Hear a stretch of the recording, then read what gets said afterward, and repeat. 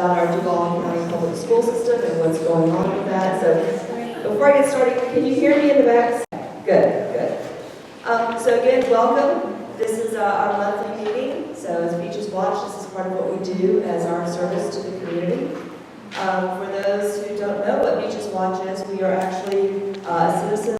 This is so that citizens like yourselves can make informed decisions when it comes to important times like elections, or if you're keeping up with what's going on within your city councils and commissions.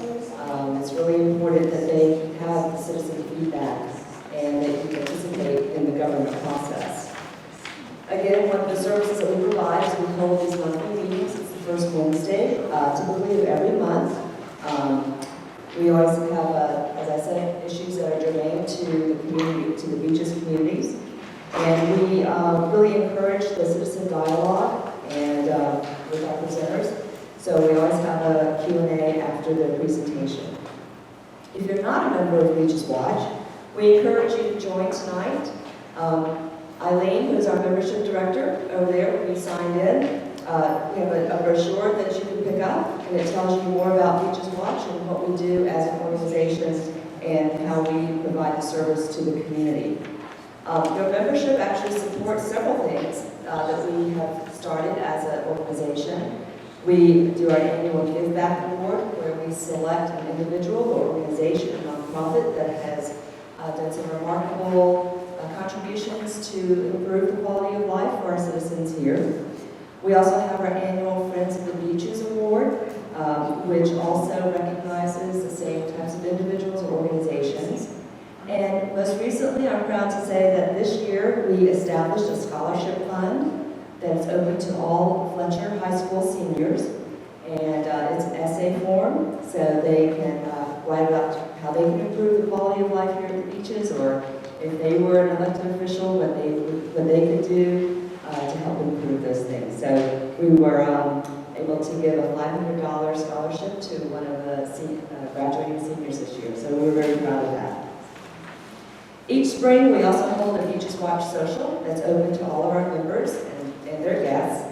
And it's an evening just for fun. We have a really great raffle with all local prizes that are donated from the beaches area businesses. And we have food and spirits and fun music. We actually we had the ensemble from the Fletcher High School band, which was wonderful. They provided the entertainment. So please see Eileen at our membership table and sign up tonight if you're not a member. I think it's $10 for a single. 15 for single, 20 for family, and 5 for students. Well, there you go. So it's pretty inexpensive. So at this time, we usually recognize any elected officials or their representatives. So if we have anyone in the house, please let me know. We've got Senator Aaron Dean's office, and this is Aaron. Awesome. I was calling here, I'm sorry. Well, welcome. We appreciate you coming. So showing your support for our organization, for what we're doing in the community is really important. So we're very happy to have you here. When you came into the meeting, hopefully you picked up our agenda. The agenda not only talks about what we're doing tonight, but it talks about upcoming announcements. So we're starting our membership drive. Again, $15 individual, $20 for family, and $5 for students. Atlantic Beach is having their elections this year. August 29th will be the date. We're hosting, as we normally do, a candidate forum, and that is for Thursday, August 10th. That'll be in the Atlantic Beach Elementary cafeteria. That's a forum where all the candidates will have an opportunity to present their platform and answer questions that come from the audience. So you get to hear firsthand what their platform is. In case you don't know, all the incumbents are being challenged. For the mayor, we have Mitch Reeves, who is the current mayor, and Ellen Glasser and Milton Sarge Hall are the opponents. We also have Jimmy Hill, who is the incumbent, and he has an opponent, Candace Lee Kelly, as well as Mitch Harding, and who is the incumbent, and Brittany Norris is the opponent. Tonight, they're also holding their first budget workshop, and they'll also hold another one on July 19th at 5 o'clock in the City Commission chambers. Jack's Beach, they're holding their budget workshops as well, and you can see all the dates that are listed on the agenda.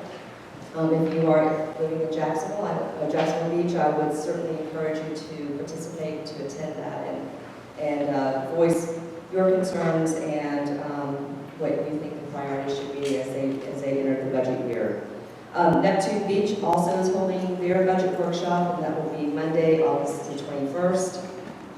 And then next month, we'll have our monthly meeting on August 2nd, and it will have the police from all three beaches to talk about what happened on the 4th of July, some of their upcoming challenges, and we will hopefully have our new, for the Beach, our new Chief of Police, Michelle Cook, who's just been appointed for that. So, moving on. So tonight we have Scott Shine, who is our district representative for the Duval County School Board. So he's going to give us the good, the bad, and the ugly on what's been going on within our school system. And I'm sure if you guys read the Times Union, you've probably seen some recent headlines that he may or may not address, but you may get questions from the audience on.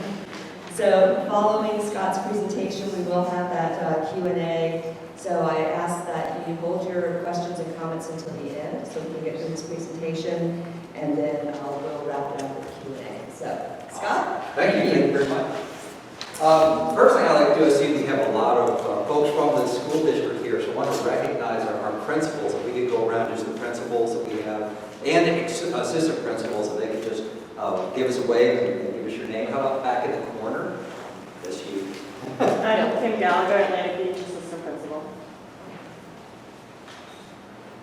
Right? Yeah. Julie Hemphill, I'm Kernan Middle School Principal. Teresa Mowbray, Fletcher Middle Principal. Mighty Fletcher. Jay. No, I'm not. J.L. Maxson, I'm Principal. Awesome. Anyone over here? Okay.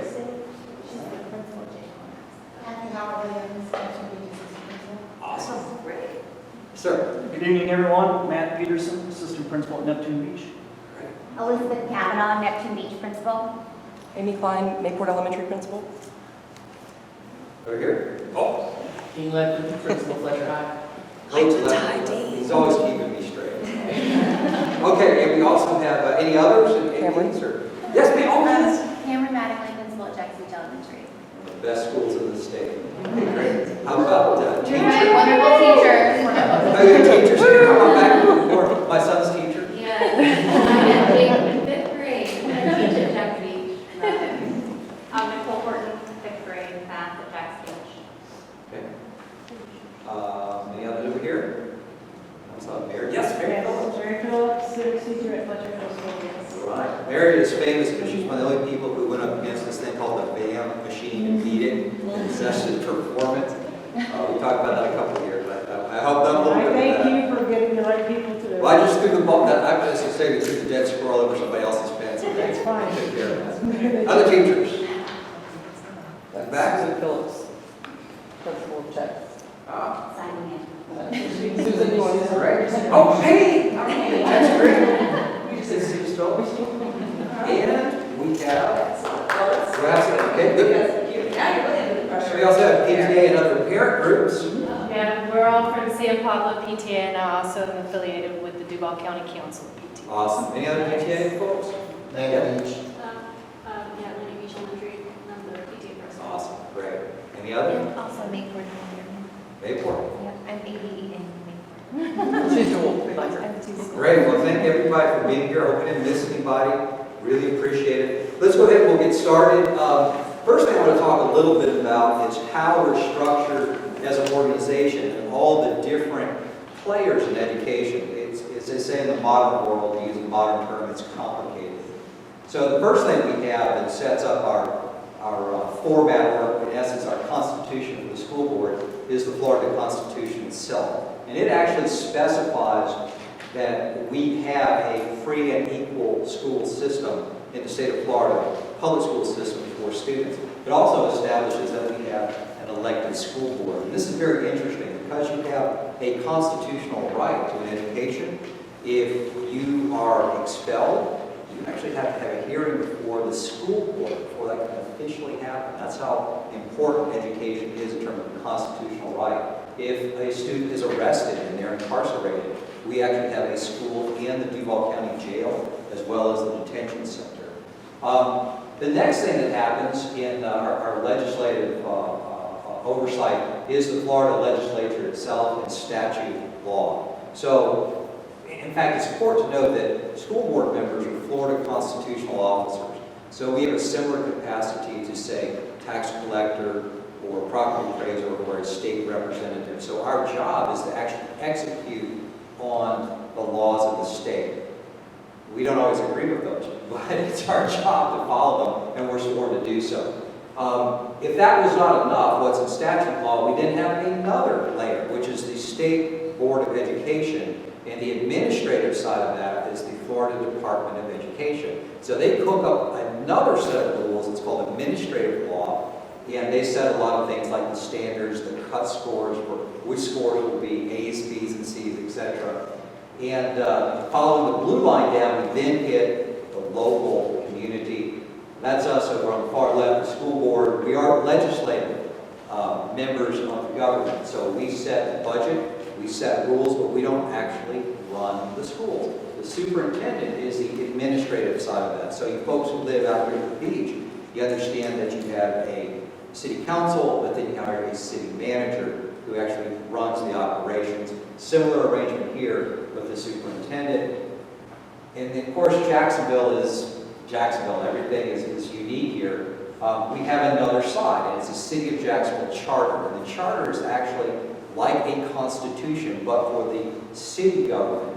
And the city council actually has a connection to that charter, and they can set parts of the charter which are more powerful than at times statute law or the Florida Board of Education, because the City of Jacksonville Charter, you'll notice the line is recognized in the Florida Constitution. That's why we have term limits here. We actually supersede state law through what's in the charter. In fact, what's interesting is we go down, we actually have a judiciary in Jacksonville. It's the Office of General Counsel, and they can impress binding opinions on the school board. They did this years ago, remember the bus controversy. The General Counsel actually came and said, you guys aren't, the school board's not following the policy and the laws about transportation, so you have to do it this way, and it was binding upon us. We've had some recent decisions that have come out of that. And then back on the blue side, back on the school board, there is a judicial role for board members like myself. It's called a quasi-judicial role. And this is actually when we look at charter school applications or we look at contract disputes from collective bargaining. If you didn't have a headache before you started, you might now. So that's about the worst slide in my whole presentation. And then those 7 dots, those are the school board members. So there's a little bitty dot over here. That's me, one at the bottom. Okay. A little music to brighten your day. I'm gonna read what's on this slide. This was from something I saw recently, and it's very interesting. A panel of civic and business leaders said the following: of all the basic problems facing the community, the greatest by far is to improve the level of education provided by the elementary and secondary schools administered by the Duval County Board of Public Instruction. They went on to say public apathy and resistance to reassessment is crippling the school system and damaging the area economy by discouraging new business. Does anybody believe that's not true? Okay. We'll get to that. We'll get to that in a minute. When do you think this was written? 1968. 1962. So if you go back more than 50 years ago and you look at some of the issues that we had back then, we have similar issues today. In fact, something that's really interesting, my predecessor, Fred Lee, who was a great man, one of the best I've ever known, he said, one of the things you have to think about in Duval County is that we have almost the same number of students in our school system that we did in 1972. Yet we've grown exponentially. Why is that? Because so many students are choosing to either go to private home. We're number one in homeschool, and now we have so much growth in St. Johns County, Nassau County, etc. In fact, I talked to Janet Atkins, Rep. Jim, a couple of years ago. I said, gosh, your scores in Nassau County are just going up and up and up. It used to be the same as Duval. What are you guys doing in education to make these great strides? And he said, we're having all of your parents and students move out of Duval County and come up here and make A's and B's on tests. They said it's really about the fact that you have that migration out of urban areas, which is common across the United States. A little bit of an overview, and since we're so many education folks here, you know a lot of this. The basic statistics around what our district looks like: 128, almost 129,000 students. We are, by some measures, about the 20th largest school district in the United States, by some number 15. So we are a big school district. If you look at the number of teachers we have, employees, 11,500, add that to the almost 130,000 students, you look at volunteers and partners, the school district is made up of about 145,000 people. If you were to look at Florida counties, look at the median county population, it's about 140,000. So we are like a small city or a medium-sized county in terms of how big this organization is. $1.7 billion budget, that's about $700 million larger. Actually, I think it's about $500 million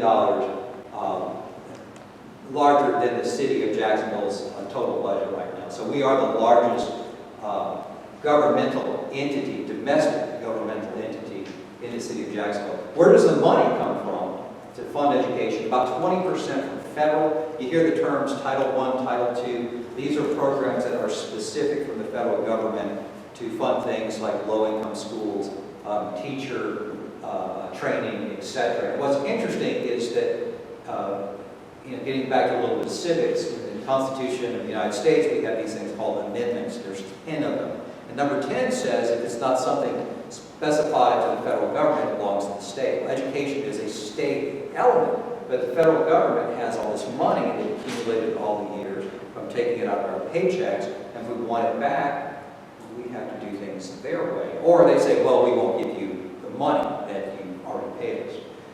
So that is an interesting role. It's a de facto rule-making entity in that we can't really tell them no on a lot of levels.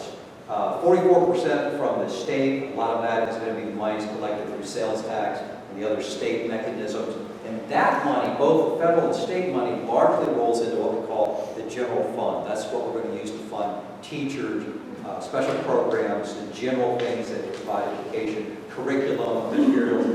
Down at the bottom, the 38% that's local, that is a required thing by the state of Florida, that we collect taxes and then we use that to build schools and facilities. So the original arrangement was that local counties and municipalities would raise money and they'd build a school.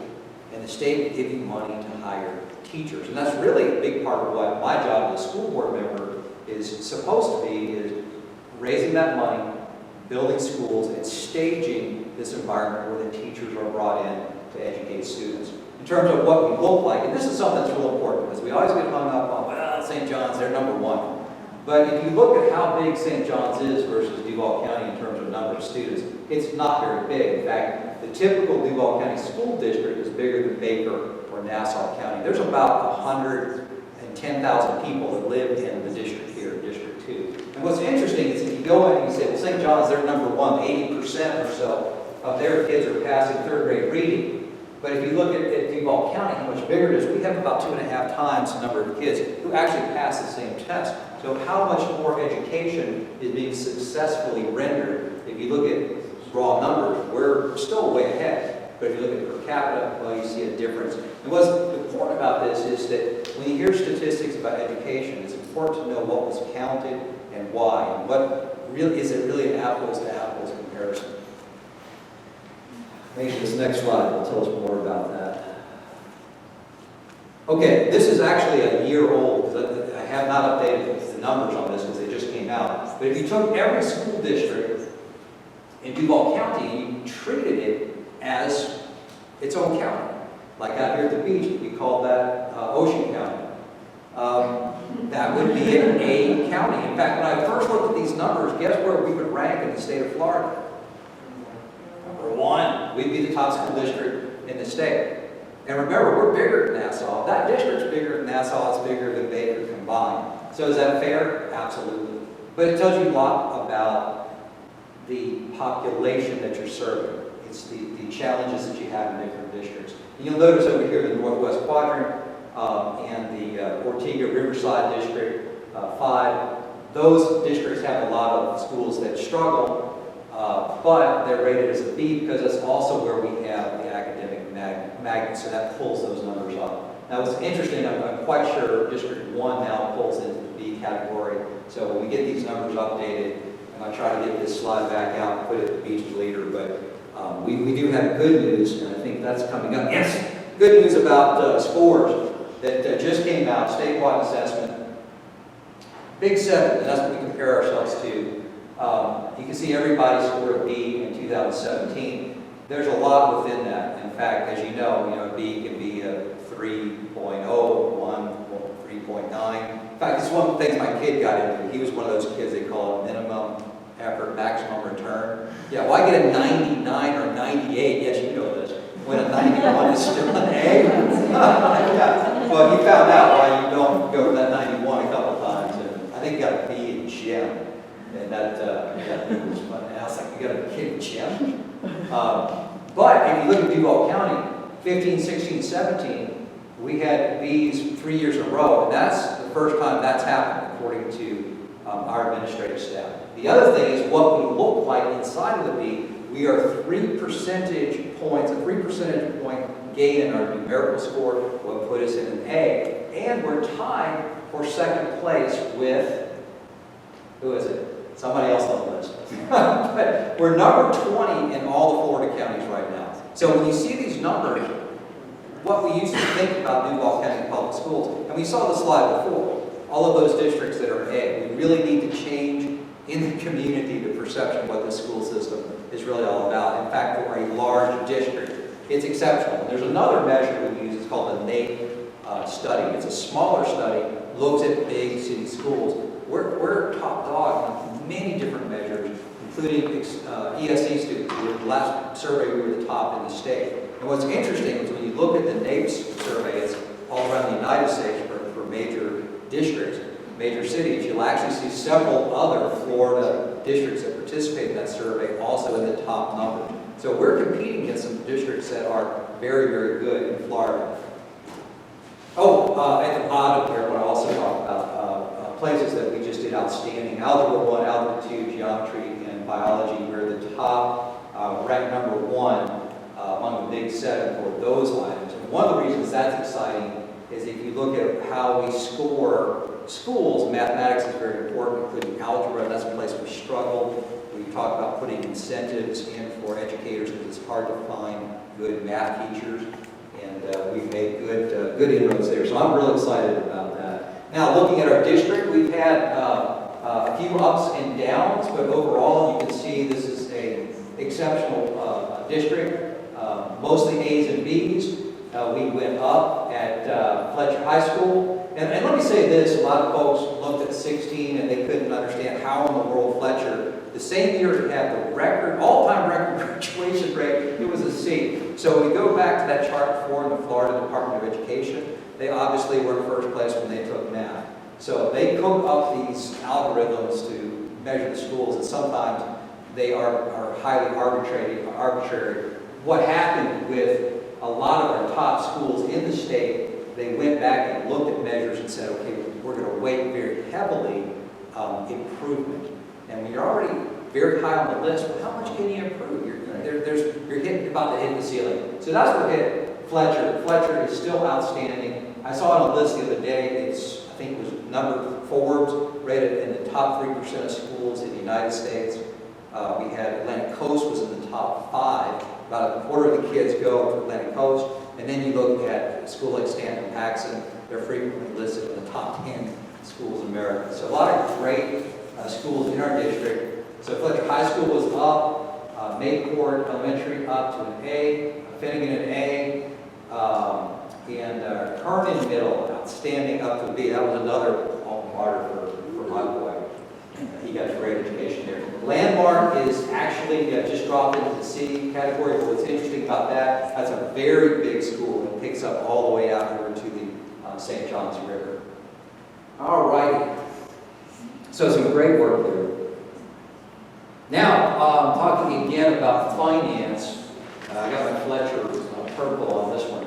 Expenditures per FTE. So what does it cost to actually provide education to an individual student? District 2, we're investing about $6,700 per student. And what's interesting is the only one that's really a little lower is Mandarin, $62.48. One of the reasons we're higher, while we're very similar to Mandarin, is that the educators in this district tend to be older and more experienced because they don't want to leave the beaches area schools because they're a great school. So we benefit from that. We know that an educator, this is very important because we have a national teacher shortage, you see educators hit their stride in about 5 years. And today, typical professionals, college educators, are keeping jobs 2 to 4 years.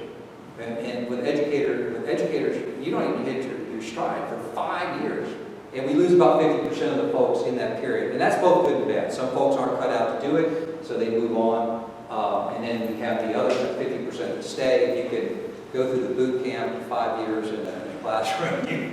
You're been for life. The other reason I like to show this slide is that if you look at districts 3, 4, and 5, and the amount of money that we are spending there, some of those schools could be as high as $10,000 over the northwest side of town. And there's a misconception out there. We hear a lot about we're not investing in those schools. But the truth is there's a disproportionate amount of money and programs that go into those schools. I'm 100% okay with that, but I'm not okay with folks telling us, well, we're not giving them what we're supposed to give them, and that's not true at all. We're working very hard to bring them up. We have the idea of equality and equity. Equality is everybody gets the same dollars. Equity is we try to bring everybody up to the same standard. And that's really what we need because that's good for everybody. Oh, House Bill 7069. One of my favorite subjects. This is a very, very complicated bill, complicated situation. Our marketing department did this slide, this flyer which they put out. I will not say it's really the super highway to dismantling public education, but it was a bit of a hurdle to get over this year. So basically what happened was there was a bill that had many different educational programs contained in it. Some of them were good, some of them were not so good. Some of the good things are that it puts extra money into ESC, Title I. The other side is it takes money away from local counties in the capital segment, which we saw before, and lets charter schools have that. Now what's interesting is I know a lot of people on all sides of this. I called up the regional director for one of the largest charter school companies in the United States. It's about 6 weeks out from the legislative session and said, well, what do you think about this bill, 7068? Or 7069. And the response I got was, well, what bill is that? Really? What does it do? And then he went into this discussion about how they've had all these challenges. They've been in Cincinnati and other markets. What happens when they've gone into lower income school districts and tried to turn them around? So it's interesting. Even some of the top lobbyists for the charter industry, I talked to them and said, they're not for this bill. What this bill is really about, sometimes the truth is something we don't want to hear. This 7069 is an anti-union bill. This was designed as a tool to outmaneuver teachers' unions more than anything else. Because I can tell you, it's the God's honest truth. The people I know in the charter industry, except for one small nonprofit charter, nobody else even really knew or cared about it. In fact, only 2 charters in the state of Florida actually meet the requirements for it's called the Schools of Hope money in 7069. So what Schools of Hope is a pool of about $200 million, I believe. And that money can be used as incentive for charter schools per student. I think it's up to $2,000 per student. So it's significant. And it's designed specifically so that philanthropic charters could get access to that money. Now, on the good side of that one of those charters may be KIPP, which is in Jacksonville. So this is a huge amount of money that could go into inner city schools, into a philanthropic style charter school. Charter schools are essentially public schools run by private entities, and they have to be a nonprofit. The relationship to the board is that when they apply, we're in a quasi-judicial mode. We act like judges to see whether or not they've made the requirements. And what's interesting is that people say, you're just willy-nilly giving all these charter applications to people, which is about the furthest thing from the truth. Yeah, don't believe what you read on the internet, unless I wrote it. So right now, about 40% of charter applications are actually making it through to an affirmative vote. So most of them don't even make it out of the administration's office. And if we do not grant a charter to a company that does meet the statutory requirements, which are somewhat vague in general and subject to interpretation, they can appeal that to the state, and the state can overturn us.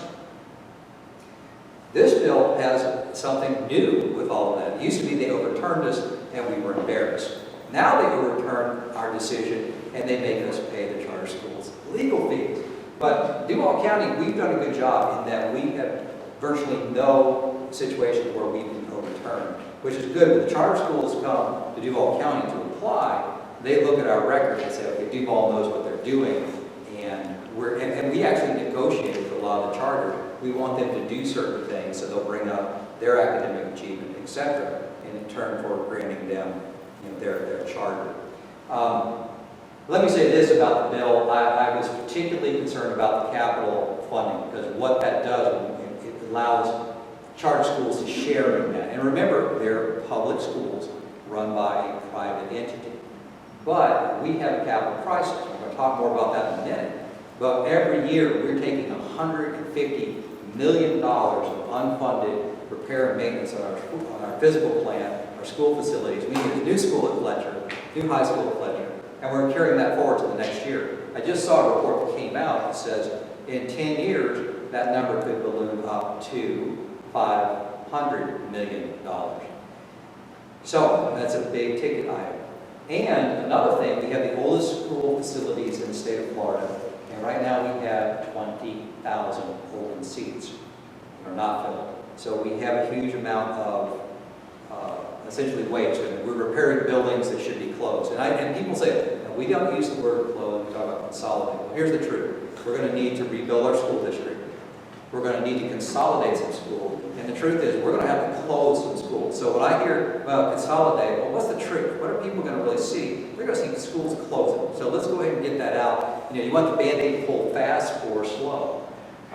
Let's go ahead and pull that Band-Aid fast. So that's where we are in a nutshell with this bill. It did create some problems for us locally.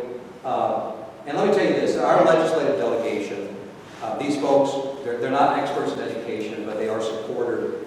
Senator Aaron Bean, I have a text, and it's an official record, where I'm texting him at 5 minutes to when the vote goes down on this. In fact, I'm texting him, and I'm looking on my computer while I'm in a boardroom meeting at the school board, and I can see him texting me back on a live feed from the floor of the Florida Senate. Everybody in our delegation was very compliant, tried to do what they could, but there's the truth about Tallahassee. And here's one of the things about Scott Shine. I'm going to tell you what the truth is, because we're just going to have to deal with it. The way Tallahassee works is that when the speaker has a bill he wants, or the committee chairs have it, you got to do it. And if you don't, then next year you don't have a vote. Your bills don't get heard, and that's the way it goes.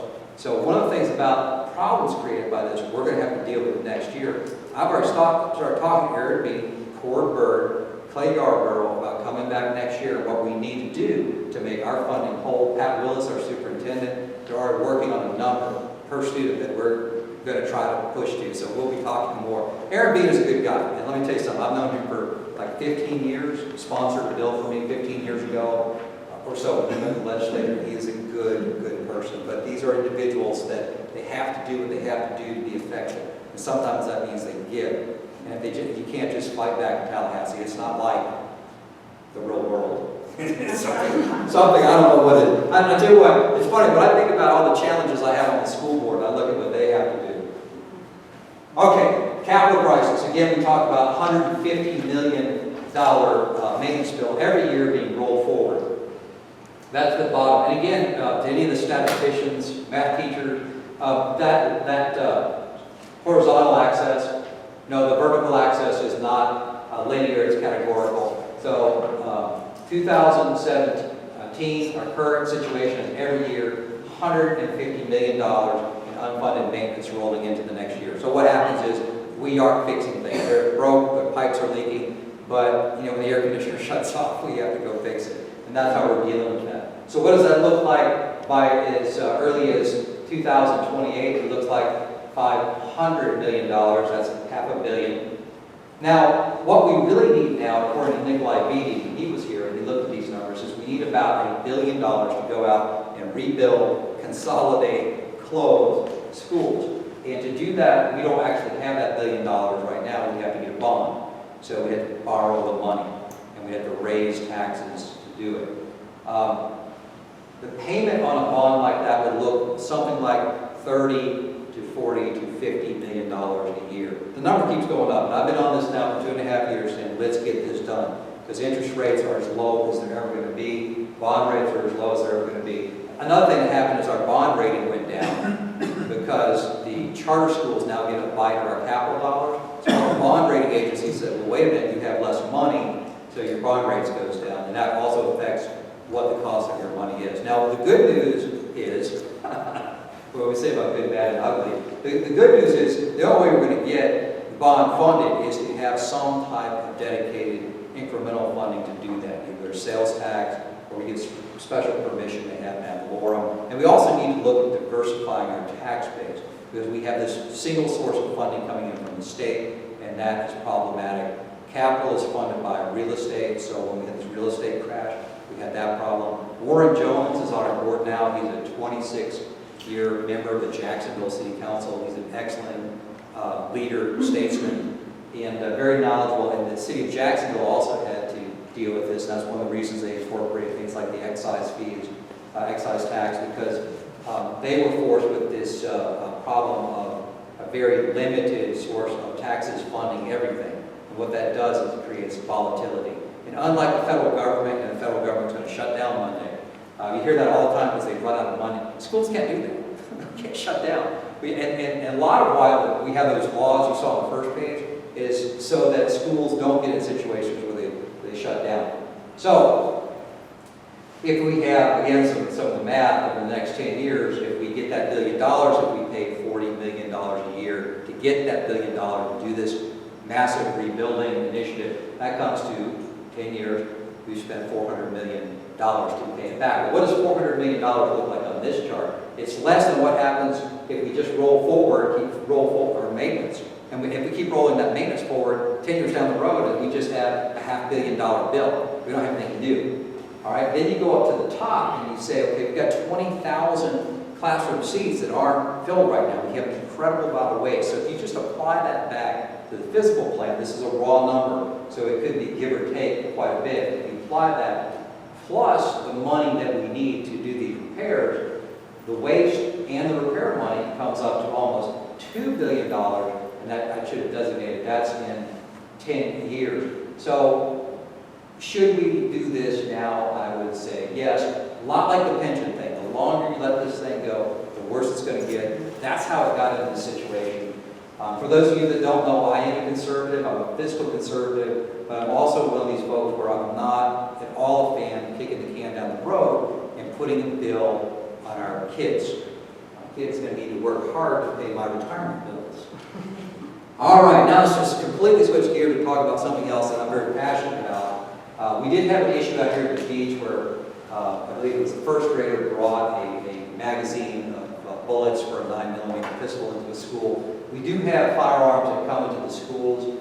It is an issue. We haven't had any untoward incidents with these firearms. Now, one of the things I noticed, remember that thing about the constitutional right to an education?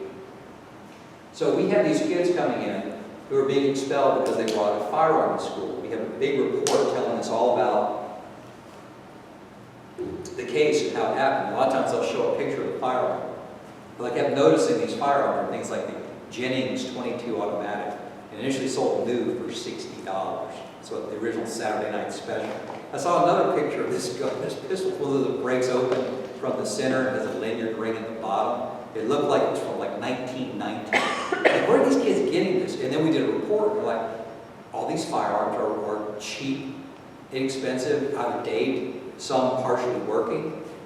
So that said, okay, these are derelict firearms. People are leaving them laying around. And the kids even say they found them. In a lot of cases, I believe it. So this is the most recent data, very compelling. Red star shows where they got it from a parent, by way of a parent, or by way of a adult member associated with the household. Blue is an adult. We had apparently some adults walking across the campus with a firearm. That's a violation as well. But basically the ones we know, and there's probably many more, where the firearm is left accessible by adult members of the household.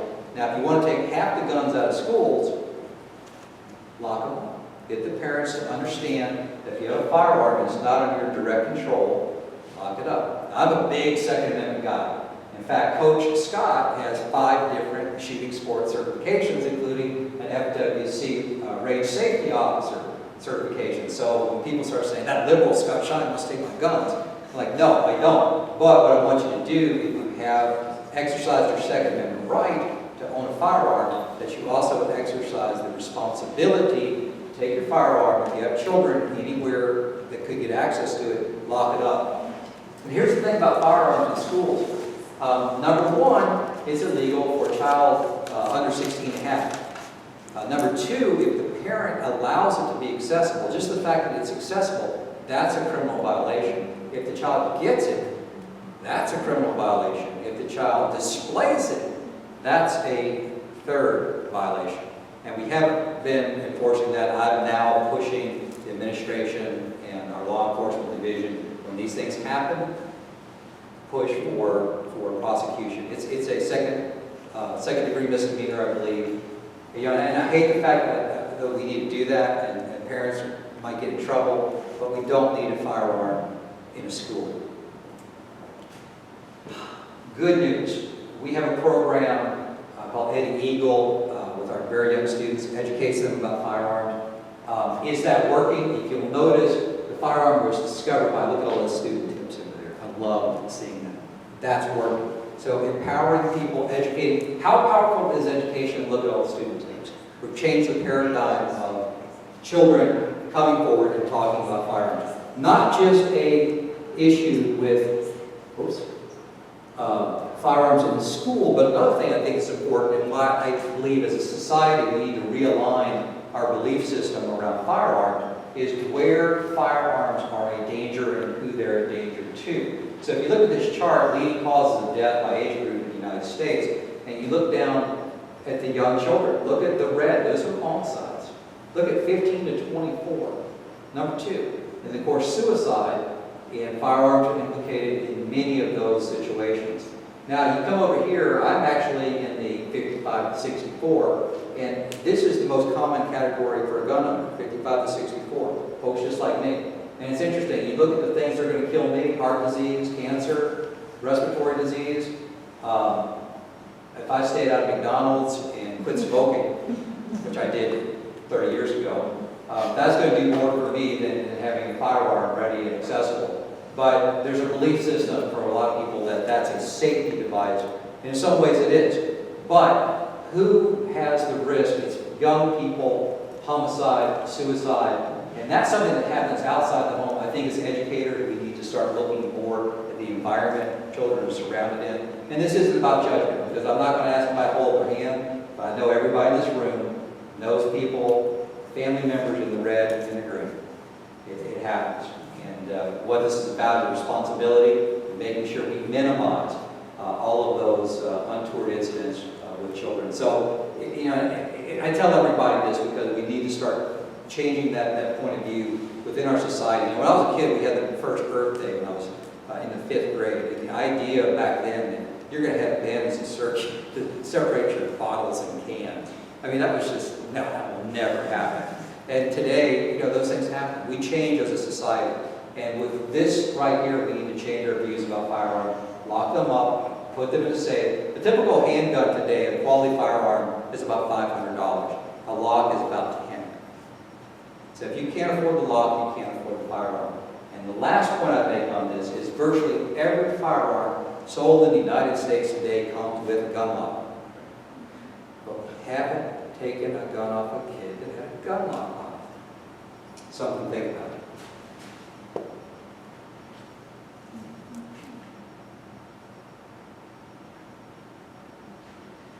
Here we go. That's what it's all about. And that's it. So we'll take some questions and mix it up. Yes, sir. Okay, the reserves, is my understanding, the district has 5% of its budget in reserves. That's right. So is there some wiggle room where we could tap into that? I'm also a fiscal conservative. Where we could tap into that a bit without affecting our bond rating? We can, and we've already wiggled. Back when I started, we were, I think with Duval, when he was on the board, it was around 7%. And over time, we've been moving down. So we got to 5%. What's interesting, you may have heard some news on Channel 12, they're the only ones that really caught this issue. Last year, we went to close out the budget. We didn't make some numbers. In fact, we burned too much money. Why that happened, I'm not completely sure. So we had to dip into the reserve 0.5%. I think that was $5 million. And then we had this thing called the roll forward, which is the salaries that were not utilized during the fiscal year. And we kind of bank on that. When I first heard about the school board's accounting methods, I was like, oh my God, what is this? Because I'm a business guy too. And I was like, this is not really happening here, but this is how we do it. So we don't have those two elements. And 7069 put us in a little bit of hole as well. In fact, part of what happened here, I got with Aaron Bean and all of our legislators, and I was working on this from the get-go, because I knew you can take all the buses and write all the letters you want. The governor and the House Speaker are going to work this bill out. What we need is money. In fact, we needed in Duval County 130 per student to really make everything work. So they came up with this number of 100, and we pushed that. We worked with our legislative delegation along with the rest of the state, and that was part of the compromise. They didn't want to vote for this thing. that's just how it is, but they had to vote for it. And then we find out that out of the $100, somehow that really turns out to be like 50 per student. So, yeah, but we're going to do pretty good. There's certain things we're going to have to cut back on, but we're going to do pretty good. But we're going to fund some of those things out of taking the reserve down to 4%. And the other thing I've been on since I've been on the board is that we need an additional set of eyes, peer review, as oversight of the budget. So what happened was, as the year went on, everybody's just paying bills, everything's fine, but we're also signing contracts through the year, and then those things got added back in. And we had an error, which I can see why we did this, and I'm not convinced it really is an error, but we have to get into it. We took a part of salaries, and we funded it with capital money. And everything has to go in a certain government bucket. Like capital money can only be capital, and that's some other things. So some of our staff, they're working on capital improvements, maintenance, things that you would think could be allocated back to capital. So they did that, and then the state auditors came and said, no, you can't do that. So you've got to take $3.5 million out of your general fund, which funds all the good things like teachers and curriculum, throw that back into capital, and then we had to backfill that hole. Now it's interesting, if you look at private schools, public schools, privatization, what I can do is I can go out, and instead of using my own staff to do that work and save money, I can go out and hire engineers or outsiders to work on that capital project, and I can pay them capital dollars.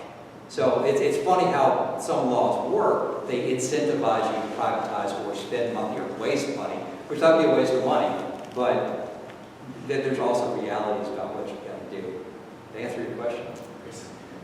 This, Ron Salem. Ron is one of my buddies. He's running for at-large council, and I've been telling him all the things he needs to support in education when he gets elected. So Ron, what's your question? Thank you for saying that. The busing of kids. What is the requirement of the school board in terms of distance, thank you. What are we doing, what do we have to do? Are we doing more than we're required moving our kids across the county? We're doing more. This is another sore spot with me. The state gives us a reimbursement or an allocation based on per student, and it's 2 miles from the school. We've taken that down to 1.5 miles. I think this is one of those things when you look at what money we're really spending, we're saving pennies and spending dollars. Now, I've had the superintendent look at what would it cost to pick up virtually all these kids. And I think the number is 25 million that we came up with. But again, if you look at this from an economic model, and again, I came out of the business community and I was a research guy. So I did economics, I did statistics. In education, it surprises me how poor we are at this. It's not a core competency of education. We really don't analyze data. We look at coincidence of data. But if you think about the schools, here's the phenomenon. You have a first grader that lives a mile away. They are not walking that mile, especially if it's my kid. So they take them to school. So what happens? Now we have a traffic jam in the school. People are late for work. We have wear and tear on the road. We have environmental issues with burning more gas. We have productivity issues with that parent. And people with children are typically younger. So they're not at work. So what's the real economic cost? And then the other thing we've had, and I've been really pushing, and we couldn't make it happen this year, to try to get high school moved into the daylight hours. Because we have kids walking in the dark. And some of these kids that go to high school, they're driving in the dark. We had a couple of fatalities related to that. And that number, I believe, was 3 to 5 million. It was a much more manageable number. The other thing we know about kids going to school early, waking up early, is they don't perform as well in terms of academic achievement. They need more sleep. So all the data says, no, do not wake your kids up at 5:30 to send them to high school. And then you have all these high school kids that are home at 2:10 or whatever, and mom and dad aren't there. What's going to happen all afternoon? Oh, yeah, especially out here at the beach. So the transportation thing is something that I think we're wrong about. I think we need to go back and really look at transportation, rethink it related to education. The other thing that's very interesting is for every kid JTA, or every person JTA moves, we move 7. So who should be driving transportation in Duval County? And we don't even talk to JTA. We're not even talking to council people about mass transit options. And the other thing about education now is everything is becoming its own specialized hub, its own specialized school. Is it A. Philip Randolph, we have the flight simulator, the aviation program. So all these schools have these unique ACE program at Fletcher, these unique special programs. And we can't put them everywhere, although gifted, that's a strategy that can work. But for this specific program, they have to be at a school. So what should that look like? Should we have a transportation system that facilitates that, where kids can go to the specific, almost like a college? The more I think about how, especially higher K-12, when we get into the high school years, we really look more at that more like we do university, in that every program is like a university has a medical college, a business college, agriculture college, and the same with school, with high schools. This is our arts school. We got that down with Douglas Anderson. Medical, we got that down. But we start to broaden that out, even with the technical trades, so that we have specialized schools, and then a system that easily facilitates kids getting there. At some point, I think we need to even look at the concept of regional schools for that, especially at the high school level. Do we really need all these little high schools in all the counties, or should they be coming to more centralized areas, learning about special and specific programs? So transportation is something, because of the safety and economics, I'm not completely happy about. I really wish, and I wanted to think about kids in the dark. I want to change that. Yes, ma'am. I just really wanted to speak to that because, one of my sons goes to Mayport Elementary, and this year we had a tragic death of a middle school student. And so when we're talking about dollars, I think it's so important that we remember that there's also a human cost, and that each zone around each school looks different from a demographic perspective. That's right. So where your first grader I mean, certainly my first grader, if I lived a mile away, would not be walking to school. Some of the parents that live a mile away do not have the economic means to make that happen. And so I'm very emotionally connected to that because of that tragic loss this year. And so I just hope that we don't lose sight of that cost. Sure.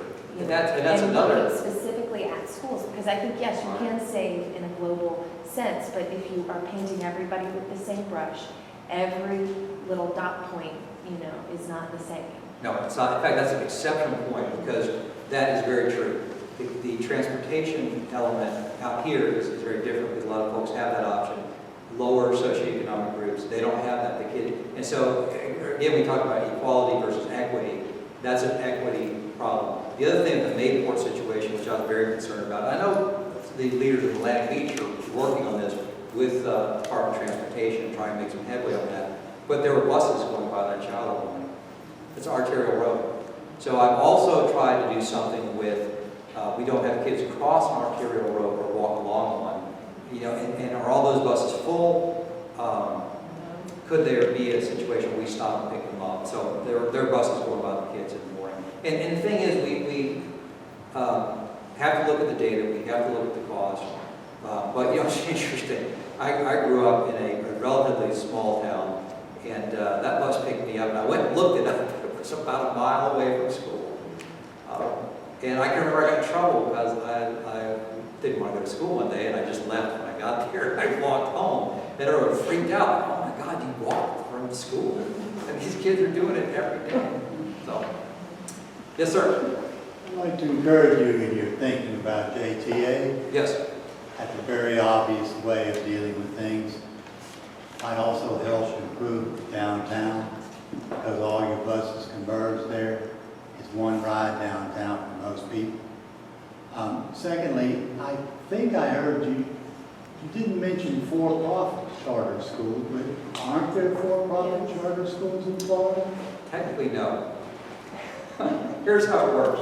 They have to be nonprofit. So they have a nonprofit board, which may or may not be in the local county, and a nonprofit corporation. They can then have a building that they rent from a for-profit corporation. So the money goes for rent, for facility, now some of your capital dollars, that rolls up to the for-profit entity. And then the for-profit entity can also be paid management fees because they do the administrative services that we would do here. We actually get an administrative services cut from charter. And look, the thing with charters, I'm okay with charters. I'm okay with homeschool, private, all that. I think that people should have a choice. And the thing with charter schools, 70% of the population is okay with it. They like it. And there are people, it's like when we went to pull a Walmart over here. It's like, we can't do that. Well, everybody goes there and shops there. People that shop at Walmart, they wouldn't be building. So the same thing with charter. But here's the thing. It's not a level playing field. We can't do the same things they can. Now, it's interesting, 69 opened up a little of this. But if we wanted to go open up a Duval County charter school in a shopping mall in an old Publix, it's not being used, we can't do it. In fact, the law says, the statute says, we specifically can't do that. So charters can do things we can't. We specifically have to look at the number of kids in our district and the number of open seats. So we go to build a new school, that complicates things, especially because of our open seats. Charters don't do any of that. They just say, we're going to go out here in an area like Arlington, where you have a lot of excess capacity in the public school system, and we're going to open up a charter school, we're going to fuel the fire. Fiscal conservancy, what that does is, okay, you got a school next door that's 78% capacity, and you open the charter. What happens, some of those kids are going to go over there, so 78 drops down to 68. But you still got to run the lights, you got to heat and cool that building, you got to mow the lawn, so you're still spending all that money over there, and it runs up the per student cost. So part of the problem with charters is trying to get an equilibrium established between the political powers here. And there's this thing, if you're one of the three major religions, you know about the parable of Solomon. Two women come to King Solomon for judgment. They say that they are both the mother of a child. And Solomon decides, well, he will split the child in half and give half to each woman to settle the dispute, knowing that the real mother will say, no, let her have a child. What we have are the unions and the traditionalist interest over here, they say, we got to hold on to our thing for all it's worth. And then we have the charter and the reform element over here saying, no, we've got to have choice and we've got to make things unbalanced so we have more charter to break down the union. And while the union, they're not going to make any concessions, and they're powerful. Look, the NEA in Washington, that's the consortium where all the unions roll up to. The amount of money they put into lobbying is akin to an Exxon or an IBM. It's one of the most politically powerful organizations in the United States. So there's real power in these organizations fighting over this. And in the middle are the kids. Stop fighting on my footprint. Go somewhere else and fight. But don't do this here. Yes, ma'am. I think we have to be very careful about the for-profit CMOs because, first of all, you see in the newspaper all the time about people connected to the for-profits going to jail for fraud. And in 2016, the Inspector General of the Education Department of the United States of America did a study and said, and I quote you, he said there's a lot of problems with cronyism, financial mumbo-jumbo with for-profit CMOs. And we can't be cavalier about it. It's a serious issue. It is absolutely serious. In fact, it's interesting because years ago, a lot of the oversight in the insurance industry, life insurance in particular, came to be because of money laundering. So if you want to try this at home, go into Google Earth and type charter schools and money laundering and find out the results. It's huge because if you think about all this money per student, how many students do you really have? And it's a criminal syndicate and charter schools and laundering money. We're getting more in tune to that. I think also, along the same vein, one thing we have to do with charters is we have to tighten up who gets the charter in terms of financial solvency so that they don't shut down in the middle of the school year. Another reform I would love to see, we can work with our legislature on this, is that charters pay into a fund, they underwrite, if you will, the charter industry. So if they do have to shut down, money can be brought in and given to the public school entity to run that school through the end of the year. I think it was a claim shut down like 4 weeks or 3 weeks before the end of the year. It was insane, but that's an issue. But you're right, and if folks want to do the wrong thing via a charter school, especially this money laundering thing, we haven't had that much of a problem here, but it's rife for that kind of corruption. Yes, ma'am. Time for one more question. One more question. I have two questions. Okay, I'll make them real quick. What is, how do we compare with the rest of the country in per student FTE, whatever it is? Because I always read that we're like 49. I don't know the exact numbers on that right now. I haven't looked at it in a while, but you also have to look at cost of living and expenses and what are the real numbers. And I don't think we're as bad as people make us out to be. It's interesting if you look at educator salaries, we actually do much better than people give us credit for. In fact, if you were in New York and you're a teacher, you're going to make a lot of money when we look at the disposable income. Come to Jacksonville. We got a job for you. Okay, now when you close schools, you're going to have property. Would you sell that property and then make money on it to offset that 150 million? And also, do you guys own properties where you have prospective school sites? Yes. No. We would probably have to recycle the property. Here's the problem with that, what you just said. Schools are not houses. They're not like commercial real estate. Schools are schools. And the problem is that when you're done with it, what are you going to use it for? So you have one use, a school. And some of these schools have asbestos in it. Some of them are substandard. They don't make code. So you have to tear down and rebuild. And it's really not just the value of the land. And we've run into this with the school. Because when I first saw this, I saw the numbers, and I'm like, you're selling this for what? That's ridiculous. And then we went and looked at it. The problem is then you have to tear that down, so you have that added into the cost. So when you look at and it's funny how education too, all over the country, we look at what does it really cost to teach a student. We always take that general fund number. Like for us, it was $6,700.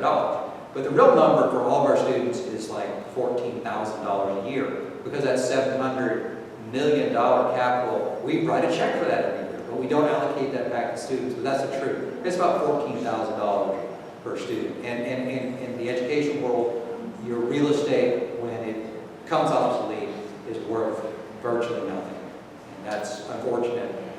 that's the way it is. Some of these are over on the northwest side of town, and that's also a problem in that that school closes. What does that do economically to the community? So there's another part of this where we need partners like the city council and our economic development folks to be part of this so that urban renewal of those areas can also take place. So there's not another economic insult when that school's closed. Very real issue.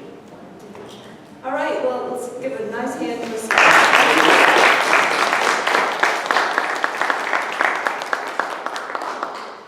Excellent. So that concludes our program for this evening. Again, we meet every first Wednesday of every month. Please make sure you check our website so you can see what the upcoming topics are. And we would love to see you here again to have this open forum conversation. So thank you for joining us. If you are able, grab the chair that you're sitting in and take it over to the wall over there, so we have to stack everything before we leave.